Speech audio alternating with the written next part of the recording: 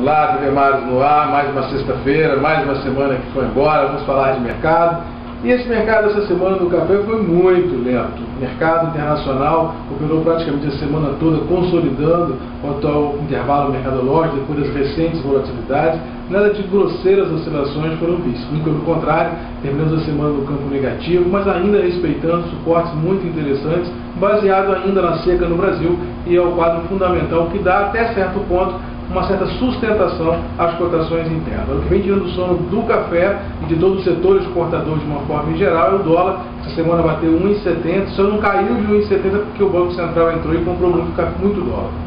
E existe uma perspectiva que, se o Banco Central não mantiver essa postura de compra agressiva de dólar, infelizmente as cotações devem romper 1,70 e buscar níveis mais baixos. Mas o governo prometeu criar mecanismos para sustentar e para alavancar um pouco as cotações.